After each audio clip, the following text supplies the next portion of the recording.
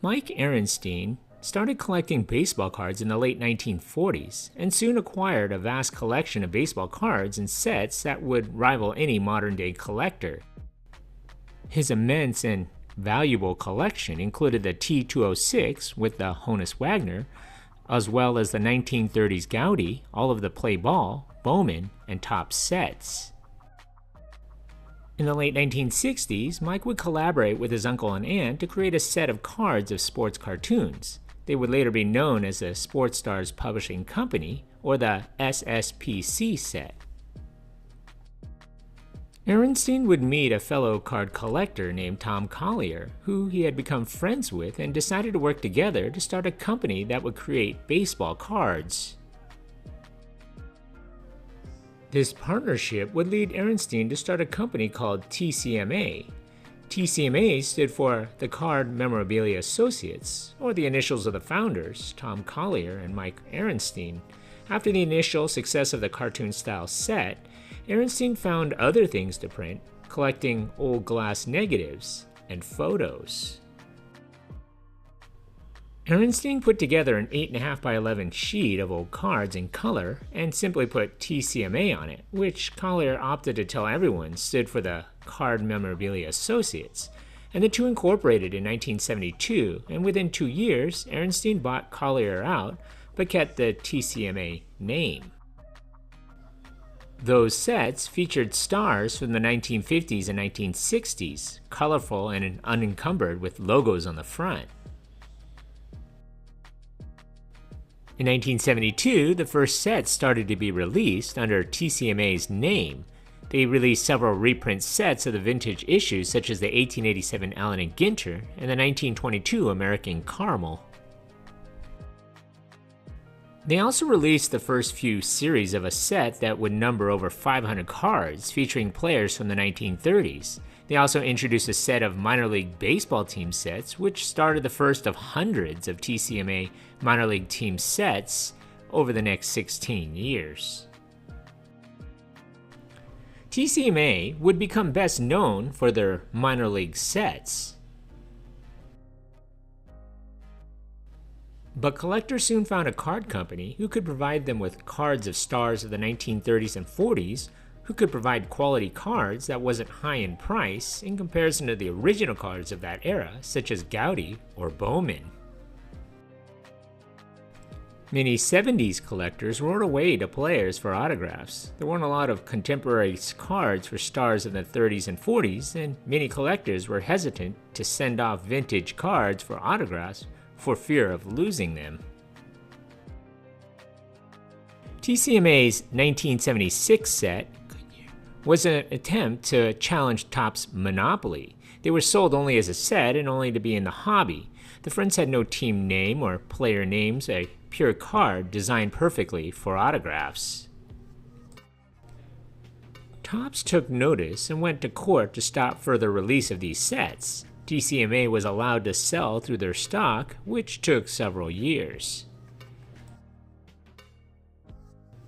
An ironic thing would happen literally 10 years later when a subsidiary of Topps would release cards that looked eerily similar to the TCMA SSPC cards.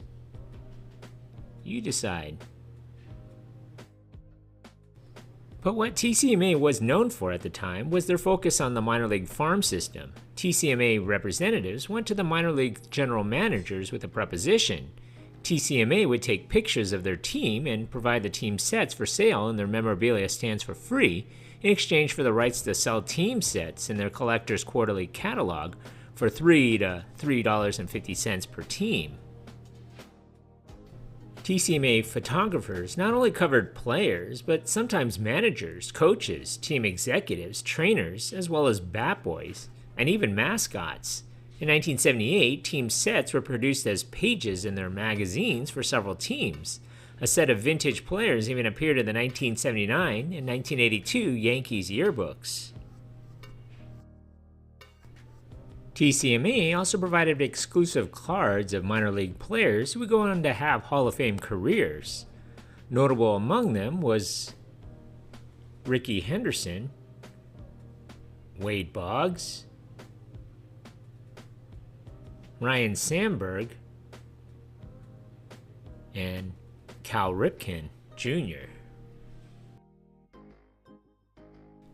By 1979, dozens of teams had TCMA sets, a number that expanded through the 1980s.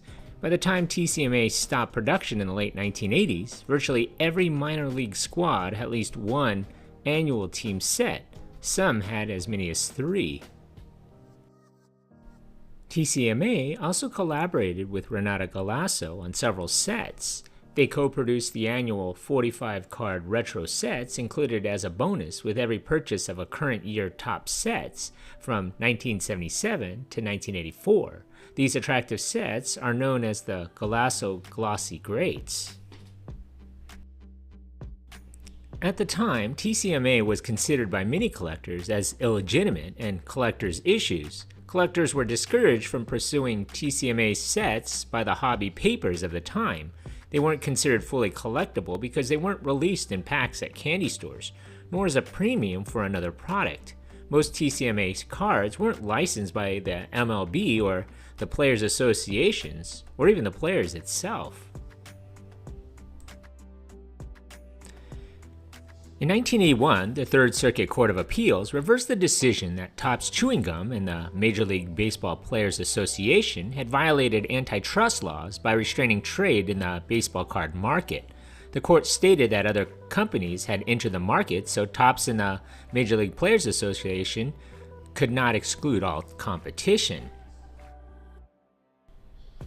In 1981, 2 new manufacturers, Fleer and Donruss, jumped into the baseball card market. Aronstein managed to become the exclusive distributor of Donruss. Around 1983, or maybe 1984, Aronstein worked hard to acquire baseball photo negatives and reproducing them into 8x10s for collectors, show promoters, and etc.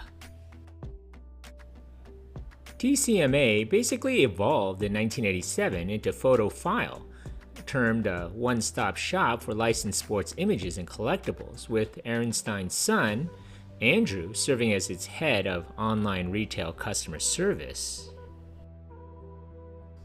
Awarded a license for photography by Major League Baseball and the Major League Baseball Players Association, it became the first company to be given a license for photography by any major sport in the US, and now is by far the nation's leading manufacturer of sports photography with licenses from the NFL, MLB, NBA, NHL, WWE, and the MLS and the respective player associations. The last TCMA baseball card sets were issued around 1990. TCMA Photophile would move on to selling 8x10 photos, gradually getting out of the market, which by that time, a Pennsylvania-based Pro Cards began to market and release minor league cards.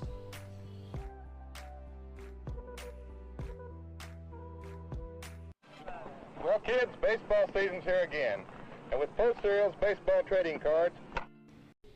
If you like baseball cards and collected them as a kid like me, then thanks for tuning into my video. If you'd like to see more history videos or have some memories about this iconic brand, leave a comment below. And don't forget to subscribe to my channel. If you like history, then you should check out my other channels, Eric C. Production, where I'm bringing back memories from the good old days.